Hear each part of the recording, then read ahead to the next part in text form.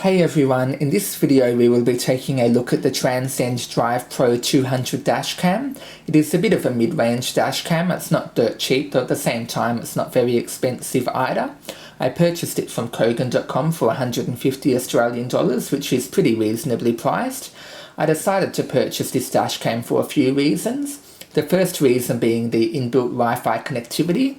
This is a feature which you usually only see on the more expensive dashcams from manufacturers such as Blackview, so it is nice to see this feature in a device of this price range.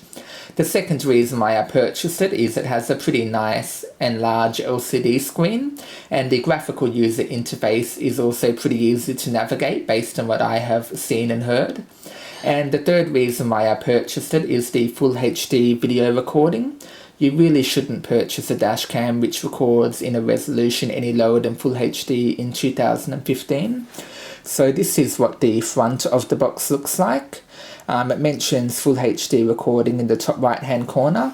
And if we take a look at the bottom left hand corner, you will see that it comes with a free 16GB class 10 micro SD card, which is pretty neat. So inside of the box you are going to find another white box which looks like this, and it will just flip open like this. And the first two things you are going to see are the micro SD card and the dash cam. So the micro SD card comes in a bit of a protective case, which is pretty neat. You can always use it for other micro SD cards which you have lying around. So this is what the dash cam looks like. We will take a closer look at it in a minute, but this is basically what the front of it looks like and what the back of the dash cam looks like. The first thing that you're going to notice inside of the box is the car charger.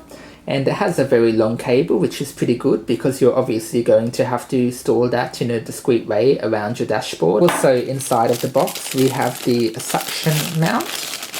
We also have what looks to be a bit of a video output cable. So I presume that you can plug this into the dash cam, and then using a component cable you should be able to see video footage on your TV. Though by the looks of it, this is for video only and not sound. I personally wouldn't bother with this feature. We also have the quick start guide. It all looks to be printed in colour, which is pretty nice. We have a bit of a warranty card for the 2-year limited warranty. And obviously as they sell other products as well, Transcend, it looks like they've got a few different advertising materials in here. And yeah, that's pretty much it for the box content. Now that we have gotten the unboxing out of the way, let's take a look at the actual dash cam. It says Transcend in the top left hand corner, and in the right hand corner there's the microphone hole. In the bottom left hand corner that appears to be the speaker hole, and it says Wi-Fi at the front too. It is not the most discreet looking dash cam out there. For me personally, that's not a big issue because I don't live in, the kind of area where someone would probably notice it and, try and smash the window to steal it. Though you obviously need to factor in your environment and where you live and whether or not it is necessary for you to get a more discreet dash cam. So that is what the front of it looks like, and here is what the back of the dash cam looks like. The first thing you are going to see on the LCD screen is a bit of a sticker explaining the Wi-Fi setup to you. So the SSID, or the Wi-Fi network name, is DrivePro by default, and the default key is 1234567 So pretty simple to remember, though you can obviously change it. So let's just pull that off the screen. And we have got 4 buttons at the bottom here. We've got the power button as well as 3 other buttons here, which are probably context sensitive to whatever is appearing on the screen. We will take a look at that shortly. On the left hand side we have a bit of a red event button. I presume that you push that button when there is an event that you want to save, and it will protect that footage. We have the micro SD card slot here. Let's see if I can remove this plastic, make it a bit easier to see. So that is the left hand side of the dash cam. On the right hand side we have the mini USB connection, so it takes mini USB, not micro USB. We have video out, which is for this adapter which we saw in the box. You obviously just plug that in as such. There isn't really anything at the bottom there apart from a reset pinhole, so if you want to reset the settings you just get a paper clip and obviously put it in there. And we have the top of the dash cam, which is where the mount goes, and we have the mount here. So it should be relatively simple to get it in. As you can see, it is just simply a case of putting it in and moving it over to the side there, then obviously mounting it to your windscreen. I am now going to insert the micro SD card. It is important that you insert it the correct way so you don't damage the micro SD card or the dash cam itself.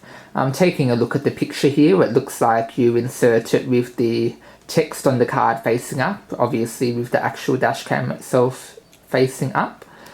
You want to insert it carefully so you don't do any damage, and you should feel a bit of a spring, and then it's just a case of pushing it in and pushing it out if you want to take it out. Now I have got I've got a mini USB charger here, so I'm going to see if I can turn it on for you. Let me just plug this into the side. It's basically the same as plugging it into the car. And now it is booting up. So as you can see, the power button doubles as the back button, and the two middle buttons are allowing us to move up and down the menu, and the button at the end here is OK. It is worth noting that this dashcam doesn't have a touch screen, though that doesn't really bother me too much. You really don't want to be using a touch screen when driving. So now I'm going to scroll through all of the language options so you can see the languages on the dashcam. I obviously don't know what half of them are. And I'm going to select OK for English. And I am going to enter the time and date. And as you can see, we are now in recording mode. We are now recording. So obviously when you turn on the car, it will start recording, and when you turn off the car, it will power down. We've got a bit of a menu here. Let's take a look at the menu. We have got video files. There shouldn't be any video files on here, though it looks like there are. Oh wait, yeah, of course there are some video files because it just started recording when I turned it on.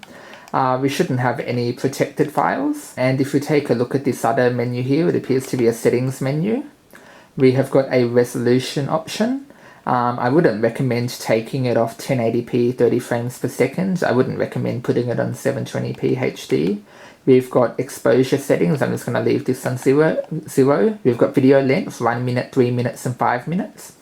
I'm going to leave it on 1 minute because the video files are probably pretty large, and if you want to use the Wi-Fi feature, it's probably a good idea to leave it on 1 minute. Timestamp, I'm going to leave that enabled because if you ever need to use the video footage for, insurance or police purposes, it's good to have the time and date stamped on the video. Voice recording, I am going to leave that enabled, though from what I've heard, it only picks up voices in a very faint radar. I would still rather have audio enabled. Loop recording, it's a good idea to leave that enabled too. It means that when the micro SD card is full, you don't have to go in and delete clips. It will just automatically record over the oldest clip. We have got volume, it's currently set to the level 3.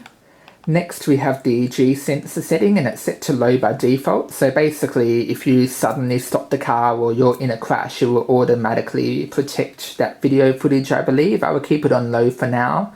From what I've heard, this device can be overly sensitive, so it's probably a good idea to keep it on low. We have got auto turn off display. It's set to never by default, or you can have it turn off after 1 minute or 3 minutes. It's not really a big deal considering that it's always plugged into the power supply.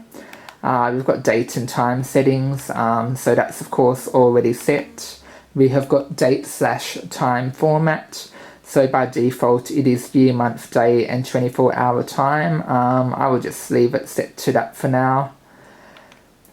We've of course got language, we have got light frequency, I will just leave that set at 50 Hz. We've got video out, that's just disabled. I live in a PAL region, so I would personally set that to PAL. We've got various information, so card capacity according to this device, it's 15.05 gigabytes, and it's got the SSID and Wi-Fi key information there. You have the option to format the card. It shouldn't be necessary since this card came with the dash cam. You've got the option to upgrade firmware. I probably need to do that and see if there are any updates available. And you have the option to restore defaults. So yeah, that's pretty much what the settings look like. And there is also what appears to be a Wi-Fi button here. Okay, so I have just taken a closer look at the dash cam, and it looks like this button toggles Wi-Fi on and off. As you can see, the Wi-Fi icon has now gone, and now it is back there. So I have got the DrivePro 200/220 app up in Google Play on my Note 4.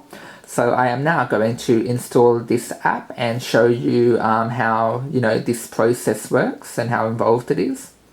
So it's a 29 megabyte app, so it's not too big. Now let's just open up the app. It is now installed, and it now says connecting to the device. And we will obviously have to enter in those details on the sticker there. Please check your Wi-Fi network again. So you must have to go in Wi-Fi settings to do this. So let me go and view the available Wi-Fi networks. And if you can see here, DrivePro is an available secured network. So now I just have to enter the password. So this is a feature which you probably wouldn't want to leave turned on your dash cam all the time, because as long as your mobile is connected to the dash cam, you won't receive any emails or any of that. So now let's go back to the DrivePro app and see if it's able to connect this time. And it looks like now we are seeing a bit of a live feed. And as you might notice, it is a bit delayed. Though, that is to be expected over Wi-Fi. Whilst your mobile is connected to the dash cam, on the dash cam it will say connect with mobile device, so you won't actually see what is on the dash cam screen. So in the top left hand corner it says 1080p, and it's got the microphone icon that says recording in the top right hand corner. It's got the date and time information. You have got browse and settings. And I'm not sure if you saw that, though me putting it down just activated an emergency recording. And now that the dash cam is back to normal, I can show you the menus in the app. So let's click on browse. And this is what the browse screen looks like. So I can click on one of them to play it.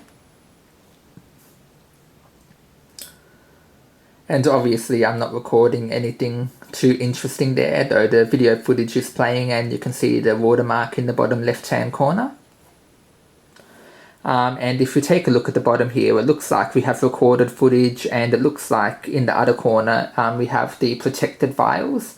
So that's from the G sensor. If you come to a sudden stop or you crash or you push the button on the actual dash cam to protect the file. So that's what it looks like when you are browsing files in the app. And now if we go to settings, I suspect that many of these settings are available on the dash cam itself, though you can also set them over Wi-Fi. I believe that you can only change the Wi-Fi settings in the actual app itself, so you can rename the SSID or the password. That's pretty much it for the app now. I am now going to set the dash cam up in my car, and I will be back in a moment. Okay, so I have installed the dash cam behind my rear vision mirror. You might notice that you can't clearly see the LCD screen whilst driving, though that doesn't bother me. When I was installing the dash cam, I was more concerned about placing it so it was as discreet as possible on the outside, and this meant putting it up as high as possible. So I have got it there next to my toll pass. As you can see, it's currently powered on and recording. I just installed this, around the top of the dash, down the side, and underneath. Apologies, my car's a bit dirty, and I have got it plugged into the cigarette lighter down here. I just need to get a rubber band to tidy up the cable a bit. But yeah, that is basically what it looks like installed in the car. So this is what the dash cam looks like from outside the car. It's not the most discreet dash cam out there, though it doesn't bother me too much. You just need to decide whether you want one that's a bit more discreet or whether or not it doesn't bother you. So I'm now going to film some sample footage, and I'm going to put that in the video.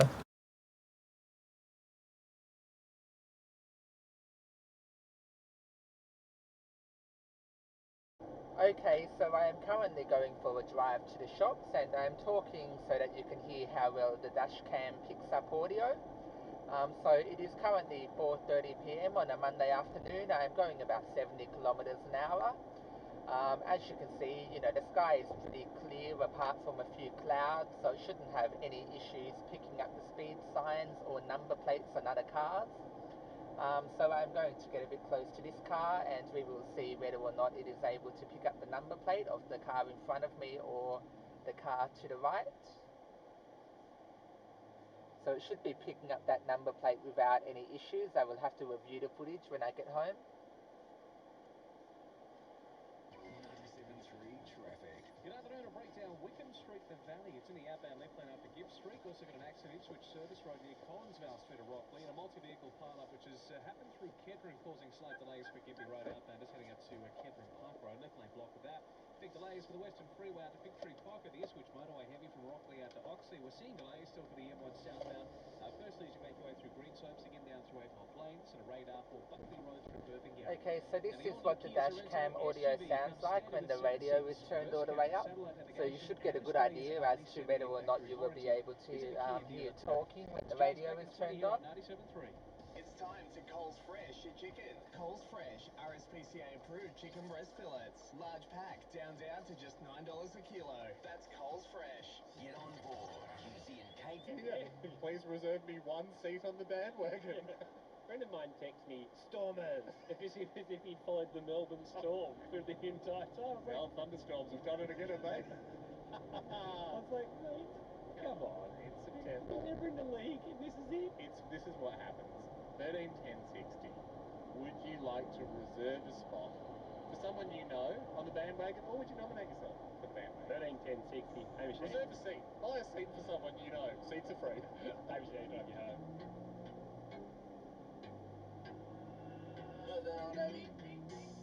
Shawty and me on a late night.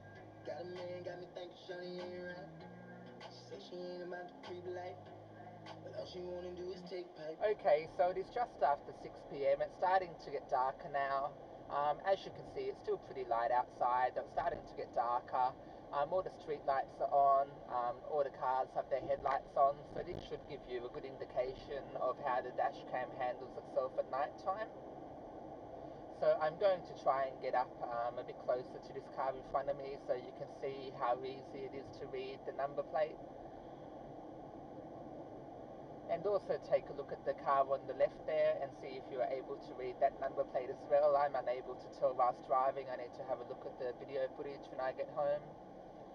So hopefully the dash cam is able to pick up the number plates of the cars both in front of me and to the left, providing that they're close enough. Because obviously vehicles appear to be slightly further away in the video footage than they are in reality. So I have been using the dash cam for a couple of days now and I am very happy with it overall, considering that I only spent $150 on it. The daytime footage is very clear enough that you can see the number plate of the car in front of you and, you know, the car to the left or right side of you. The nighttime footage is certainly passable. You should be able to make out the number plate of the car in front of you without any issues.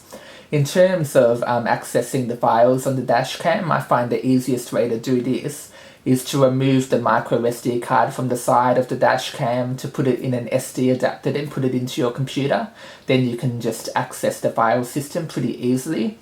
In terms of Wi-Fi, I find this to be a pretty convenient feature if you are wanting to, you know, set up the dash cam and ensure that, you know, you are seeing everything that you want to see. It's a bit easier to look at the live stream on your mobile phone than to look at the screen on the dash cam, especially if it's, you know, hidden behind the rear vision mirror.